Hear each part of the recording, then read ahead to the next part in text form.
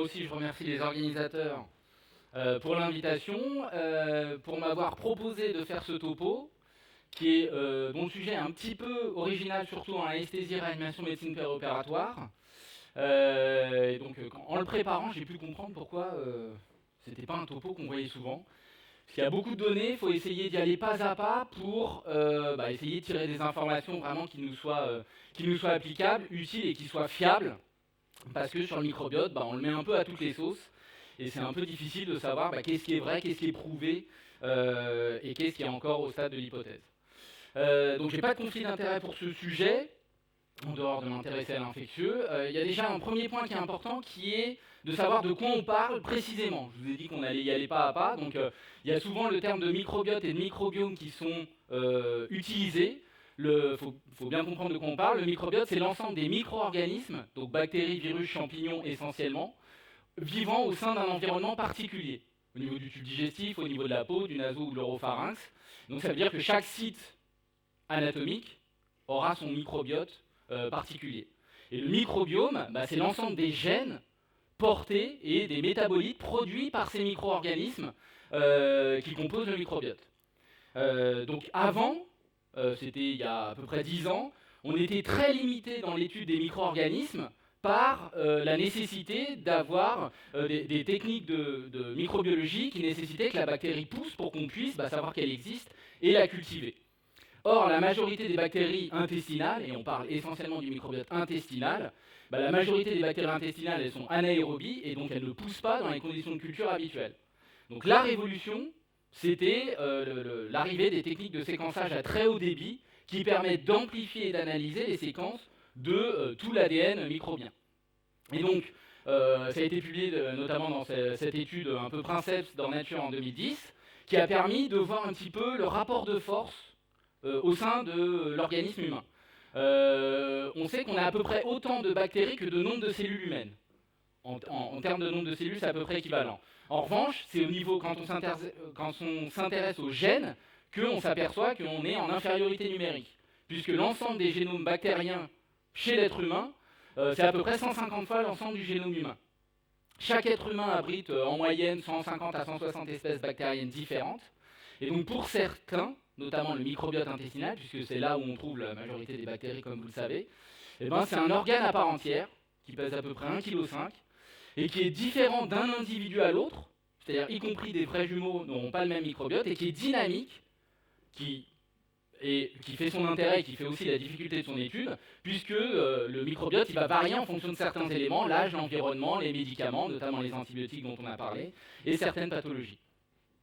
Donc ce microbiote, il n'est pas là pour aucune raison, il est là parce qu'il a un rôle, et différents rôles qui ont été listés ici dans cette revue. Donc des mécanismes importants influant l'immunité, le contrôle des pathogènes, qui pourraient être acquis de l'extérieur, les fonctions endocrines de l'intestin, la synthèse de vitamines, et aussi le métabolisme.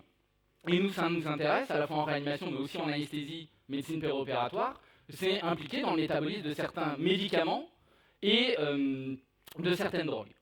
Donc c'est pour ça, vu l'ensemble de ces rôles, c'est pour ça que le microbiote a été étudié dans plein de pathologies, bien sûr des pathologies gastro-intestinales, hépatiques, ça c'est logique, mais aussi des pathologies neuropsychiatriques, respiratoires, cardiovasculaires. Alors, une première étape, c'est de dire, mais c'est quoi le microbiote, il est là, mais c'est quoi un microbiote intestinal sain? Alors, pour ça, il faut qu'on change un petit peu notre gymnastique d'esprit. En tant que médecin, on a l'habitude de raisonner, et là encore ça a été le cas, au niveau de l'espèce bactérienne. Pseudomonas aeruginosa, de temps en temps on raisonne sur le genre, Pseudomonas aeruginosa fait partie du genre Pseudomonas, mais là, la résolution des techniques de séquençage pour l'étude du microbiote, en fait, elle est inférieure, elle est plus grossière, et donc on s'intéresse au phylum de la bactérie. Et par exemple, pour Pseudomonas aeruginosa, mais c'est vrai aussi pour Klebsiella, pour toutes les entérobactéries, le phylum, c'est Proteobactéries. Généralement, toutes les espèces bactériennes pathogènes sont regroupées dans ce phylum-là, Proteobactéries. Et donc, il y a 7 principaux phyla. Donc, les firmicutes, les bactéroïdètes. Firmicutes, ça contient aussi d'autres bactéries pathogènes qu'on connaît, entérocoques, streptocoques, staphylocoques. Comme je vous ai dit, protéobactéries, c'est les entérobactéries pio-acinéto. Et les bactéroïdètes. Ces trois phylums-là, ou ces trois phyla-là, sont les plus abondants. Et ce qu'il y a de plus abondant, c'est essentiellement les phyla firmicutes et bactéroïdètes. Ils sont dominants dans la flore, dans le microbiote intestinal normal. Dans les protéobactéries, donc entérobactéries pio-acinéto, sont moins abondantes dans un microbiote intestinal normal. Et donc, comment évolue le microbiote en réanimation? C'est par là que je vais commencer. La composition du microbiote, elle dépend, comme dans toutes les communautés, de trois facteurs. L'arrivée de nouvelles bactéries dans cette communauté, l'élimination des bactéries de cette communauté et le taux de reproduction des bactéries dans cette communauté. Et en réanimation, en fait, on a ces trois éléments-là qui sont altérés.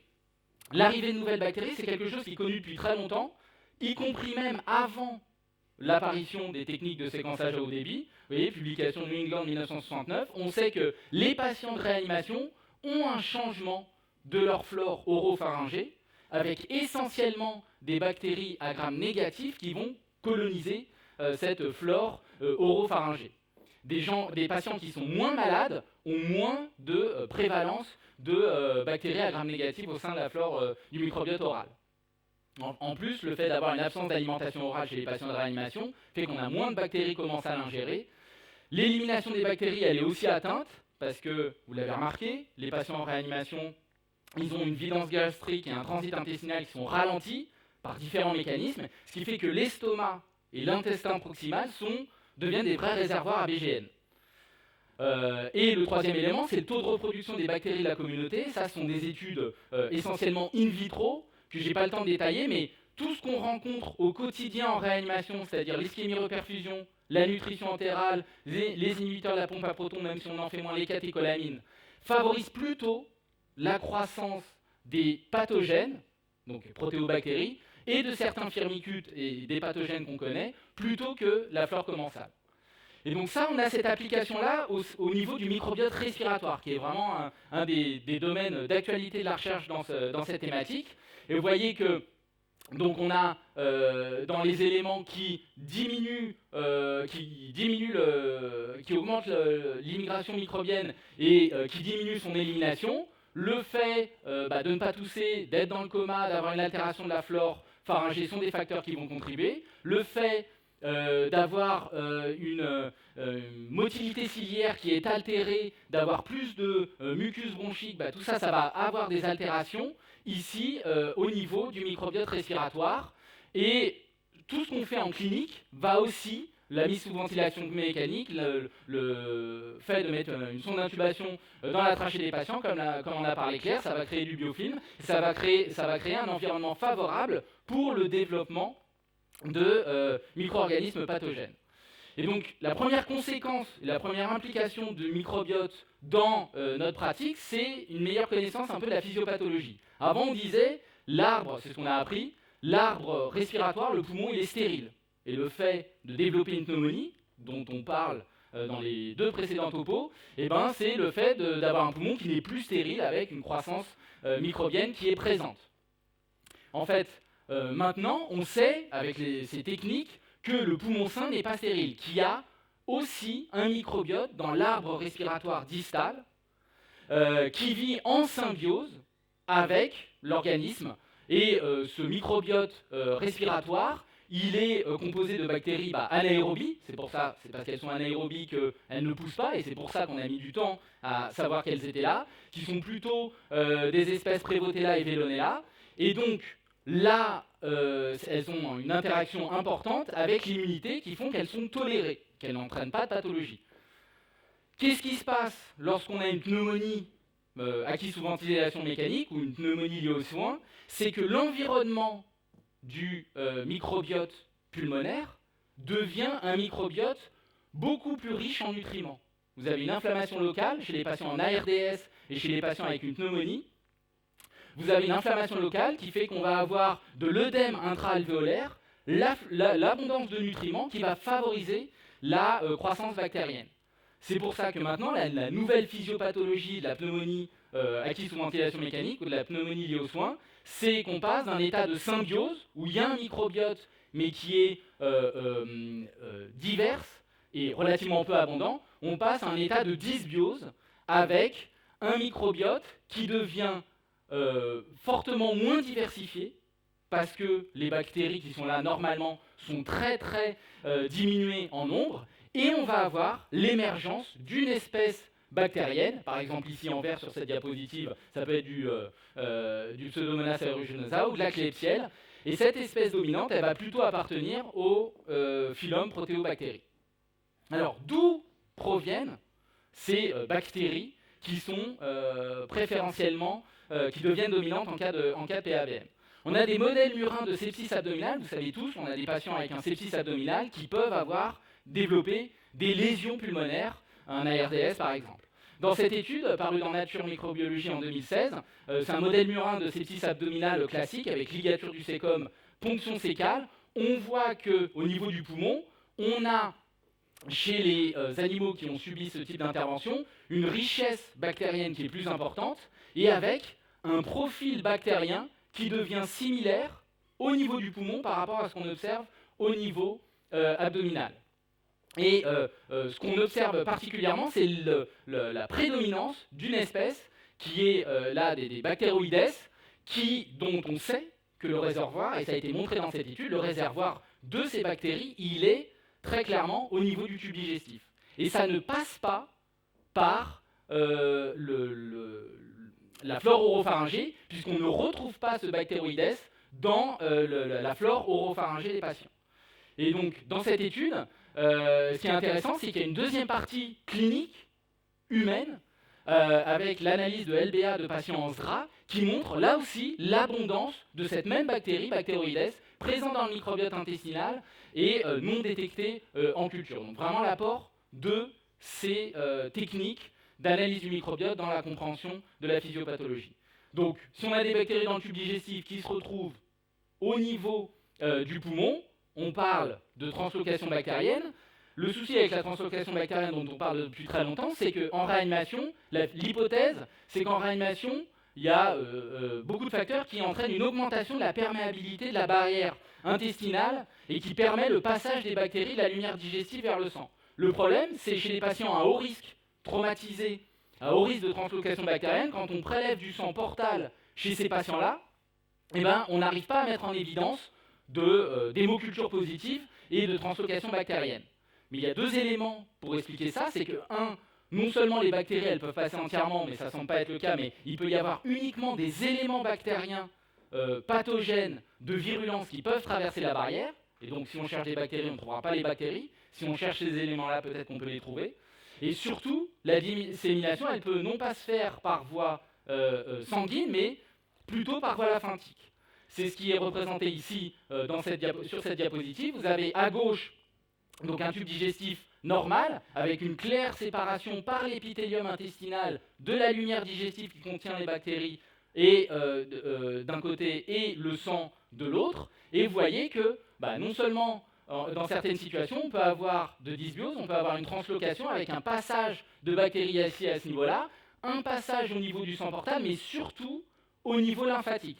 Et ça a été montré, puisqu'il y a des bactéries intestinales qui ont pu être cultivées dans les noyaux lymphatiques mésentériques, que la ligature du conduit lymphatique mésentérique dans ces modèles animaux protège des lésions pulmonaires secondaires à un sepsis abdominal, et enfin, l'administration de la lymphe mésentérique de ces animaux en sepsis provoque les mêmes lésions pulmonaires chez des animaux sains que chez des animaux avec un sepsis abdominal. Donc, une meilleure connaissance de la physiopathologie, si ça n'aboutit pas à des pistes thérapeutiques, c'est un petit peu dommage. Et donc, comme vous le savez, le microbiote, l'intérêt, c'est d'essayer de pouvoir le moduler, là où on avait de la dysbiose, de pouvoir retourner à un état de symbiose. Le cas typique de manipulation du microbiote, c'est la transplantation de microbiote fécal dans une pathologie qui est typiquement une maladie du microbiote, qui est la colite à Clostridium difficile, conséquence des antibiothérapies parfois inadaptées. Et donc vous savez que dans cette pathologie-là, où c'est le microbiote intestinal qui est malade, avec une prédominance de Clostridium difficile, la transplantation de microbiote fécal, elle permet, dans plus de 90%, de guérir les récidives de colite à Clostridium. Il y a des patients qui font 1, 2, 3, 10 épisodes de colite à Clostridium difficile. Et le problème, c'est la standardisation de cette thérapeutique. Le problème, c'est la sécurité, parce que quand on fait une transplantation de microbiote fécal, il faut déjà définir qui sont les donneurs sains, entre guillemets. Il faut éviter la transmission de bactéries multirésistantes, ça a pu être décrit dans un certain cas de transplantation de microbiote fécal. Et la transplantation de microbiote pulmonaire pour corriger la dysbiose. Alors je vous rassure, pour l'instant, ça n'a pas été testé chez l'humain, mais c'est testé dans des modèles animaux qui sont encore à leur début. Le deuxième type de manipulation du microbiote à des fins thérapeutiques, c'est la décontamination digestive sélective, qui consiste à l'administration entérale d'antibiotiques non absorbables, plus une céphalosporine IV, avec différentes recettes.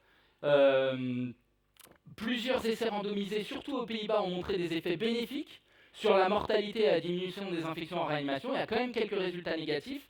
Le principal problème avec la décontamination digestive sélective, c'est qu'il y a peu d'utilisation en dehors des Pays-Bas, en dehors de Marseille aussi, et c'est plutôt dans des zones à faible prévalence de bactéries multirésistantes. Mais c'est un exemple d'utilisation et de manipulation du microbiote à des fins thérapeutiques. Le troisième exemple, c'est l'administration de probiotiques, de prébiotiques et symbiotiques. Juste quelques mots de définition, mais les probiotiques sont des micro-organismes vivants, bactéries ou levures qui possèdent un effet bénéfique sur la flore intestinale. Vous connaissez tous, c'est le lactobacille notamment. Les prébiotiques sont des substances non vivantes qui possèdent un effet bénéfique sur la flore. Exemple, c'est l'actulose du phalac chez le cirrhotique. Et les symbiotiques, c'est la combinaison des deux, probiotiques et prébiotiques.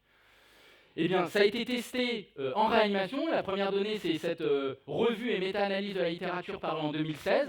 30 études, 3000 patients, qui semblent montrer que l'utilisation de probiotiques était associée à une diminution significative du taux global d'infection et de PAVM chez les patients de réanimation.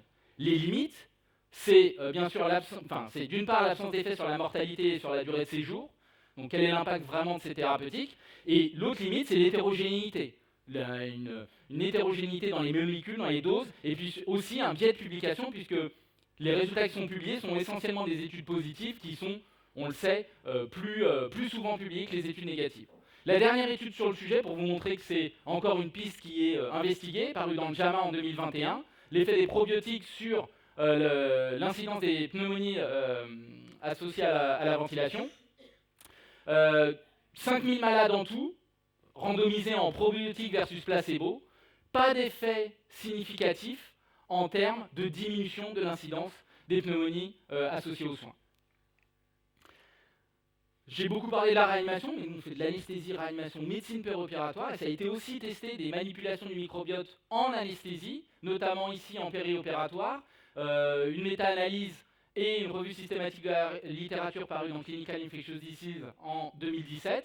Là aussi, 3000 malades environ. Les symbiotiques, semble-t-il, étaient plus efficaces que les prébiotiques ou les probiotiques seuls en termes de diminution significative d'infection du site opératoire, diminution du risque de pneumonie, de sepsis, durée de séjour et d'antibiothérapie. Donc des résultats là aussi qui sont étonnants par leur impact et par leur significativité, mais les limites sont toujours les mêmes. L'absence d'effet sur la mortalité, l'hétérogénéité et un biais de publication certain. Donc les interactions du microbiote en anesthésie, elles sont surtout étudiées chez l'animal. L'anesthésie générale semble avoir un impact sur le microbiote intestinal. Après plusieurs heures d'exposition à l'isoflurane chez la souris, par exemple, on observe une diminution de la diversité microbienne, une augmentation de l'abondance de protéobactéries et d'actinobactéries et une diminution de la flore habituelle. Ça a été aussi identifié ou mis en évidence avec le propofol. Là où c'est intéressant, parce qu'il faut voir ce que ça peut impliquer en pratique, c'est que le microbiote intestinal il peut aussi influencer la sensibilité aux produits d'anesthésie. Notamment chez des souris avec deux profils différents de microbiote intestinal, il y avait des sensibilités différentes au pentobarbital. Quand on fait un peu la revue de la littérature des effets des produits d'anesthésie qu'on utilise tous les jours sur le microbiote, ça part un peu dans tous les sens. Il y en a qui n'ont pas d'effet sur la croissance bactérienne, d'autres qui vont entraîner une un décès qui vont tuer avoir un effet bactéricide, d'autres qui vont avoir un effet de diminution du biofilm, d'autres avoir un effet d'augmentation du biofilm. Ce qui est très important, c'est de voir, quand on parle de bactéricidie, c'est de voir quelles sont les bactéries qui sont détruites par ces différents médicaments qu'on manipule tous les jours. Est-ce que c'est ceux de la flore normale ou ceux des bactéries pathogènes? Chez l'animal, donc, il y a des effets très variables des agents d'anesthésie sur le microbiote. Pour l'instant, il n'y a pas vraiment de message clair à sortir de ça. Qu'est-ce qu'il en est dans d'autres applications, notamment en termes sur l'étude de la douleur? Là, il y a pas mal d'études, notamment ce papier qui est sorti en 2019 dans PNAS, sur la tolérance à la morphine, avec une partie in vitro et une partie aussi clinique. Dans cette étude, la tolérance à la morphine était très fortement diminuée chez des souris qui n'avaient pas de bactéries, soit parce qu'elles étaient germe-free, soit parce qu'elles étaient traitées par antibiothérapie. Ce qui est intéressant, c'est que la reconstitution du microbiote intestinal chez ces souris, par transplantation de microbiote fécal, restaurait la tolérance à la morphine. Donc là, c'est une mise en évidence d'une implication de la transplantation du microbiote intestinal dans la tolérance à la morphine. La tolérance à la morphine était associée à une dysbiose par déplétion des bactéries, disons, protectrices du microbiote intestinal normal, les bifidobactéries et les lactobacilles. Et là où c'est intéressant, c'est que l'administration de probiotiques enrichis en ces bactéries-là permettait d'atténuer la tolérance analgésique chez des souris traitées par morphine. Et ça a une implication clinique dans cette étude, vous voyez, toute récente, parue cette année dans Anesthesia Analgesia, qui étudiait des patientes ayant bénéficié d'une chirurgie mammaire pour cancer. Ils prélevaient le microbiote intestinal avant l'intervention et ils regardaient au décours qui développait une douleur chronique post-opératoire. Et donc, ils les ont appareillés, 66 patients dans chaque devenir. La diversité des microbiotes était significativement différente entre les deux populations. Donc on a des microbiotes qui sont différents entre les patients qui vont développer une douleur chronique post-opératoire et celles qui ne vont pas en développer une. Lorsqu'on intègre ces données du microbiote à des scores cliniques pour prédire la survenue d'une douleur chronique post-opératoire, les auteurs disent que ça fait mieux. Bon, les courbes ROC ne vont pas arriver non plus. Mais ce qui est intéressant, c'est que dans cette étude, il y avait une deuxième partie in vitro. Chez des souris au microbiote déplété, la transplantation du microbiote fécal des patientes qui ont développé une douleur chronique post-opératoire était associée à significativement plus d'hyperalgésie chez ces souris. Je terminerai en parlant d'un axe important, puisqu'on peut se poser la question de savoir quel est le rapport entre le microbiote intestinal et tout ce qu'on fait en anesthésie, que ce soit sur le système nerveux, central ou périphérique. Eh bien, il y a un axe important, bidimensionnel, bidirectionnel, qui lie le microbiote intestinal, l'intestin et le cerveau. Puisque vous voyez ici, sur cette image sur la partie droite de la diapositive, que dans la lumière intestinale, il y a des neurotransmetteurs, des bactéries, très proches des terminaisons nerveuses du tube digestif. Le tube digestif, il y a le système nerveux entérique et le système nerveux végétatif, bien sûr, sympathique, parasympathique. Cet axe, il est impliqué il est évoqué en tout cas comme participant à la pathogénie du traumatisme crânien, notamment par le biais de l'axe hypothalamo-hypophysaire et comme je vous l'ai dit, du système nerveux sympathique. Et nous, on a une étude actuellement en cours de finalisation sur l'étude du microbiote chez les patients traumatisés en fonction d'un traumatisme crânien ou pas. Et il y a un champ important aussi d'investigation, cette fois-ci en anesthésie, en médecine périopératoire, sur l'implication du microbiote intestinal dans la survenue de la dysfonction cognitive post-opératoire. Pour l'instant, les données, elles sont essentiellement précliniques, là encore, dans des modèles animaux, chez la souris ou chez le rat. Les données cliniques doivent encore confirmer ces pistes-là ou fermer ces pistes si elles ne sont pas contributives. Donc, le microbiote, et c'est la dernière diapositive avant la conclusion, il est impliqué dans beaucoup d'éléments, en tout cas on le pense impliqué dans beaucoup d'éléments, et on étudie beaucoup d'éléments, c'est très vaste la littérature sur le sujet. Bien sûr, je vous ai parlé de tout ce qui est gastro-intestinal, pathologie gastro-intestinale, ça c'est assez intuitif. L'aspect neurologique, l'aspect et tout le domaine dans des pathologies notamment infectieuses respiratoires, mais c'est aussi évoqué dans les pathologies cardiovasculaires, dans les pathologies rénales. Donc en conclusion, microbiote, quels impacts sur notre pratique en anesthésie, réanimation, médecine péri-opératoire? Si je dois faire la synthèse, c'est d'abord, je pense, principalement une meilleure connaissance de la physiologie et de la physiopathologie. On connaît un peu mieux les réservoirs, les migrations, les déterminants de la virulence des micro-organismes responsables des infections qu'on traite tous les jours et qui ont été abordés dans les 2 premiers topos. On connaît un peu mieux et on sait un peu mieux expliquer la dysbiose et ses facteurs de risque. Attention aux limites. C'est-à-dire qu'on a un peu tendance à vouloir expliquer toute la médecine par des perturbations du microbiote. Il y a des choses qui vont marcher, il y a des choses qui vont moins bien marcher, je pense. Et surtout, il ne faut pas confondre association et causalité. Généralement, on a une pathologie, on étudie le microbiote, on voit des anomalies du microbiote, mais ça peut être une association, le plus souvent c'est une association, mais que l'anomalie du microbiote est à l'origine de la pathologie qu'on étudie, ça, il y a encore beaucoup de chemin à faire dans bon nombre de cas d'études du microbiote. Les méthodologies d'études, elles sont assez hétérogènes, avec des techniques différentes, je ne vais pas rentrer dans le détail. Identifier les patients à risque de développer certaines complications en anesthésie, réanimation, médecine post-opératoire, ça semble important. Savoir quels patients vont développer une infection, quels patients vont développer une dysfonction cognitive ou être plus susceptibles d'être des patients douloureux.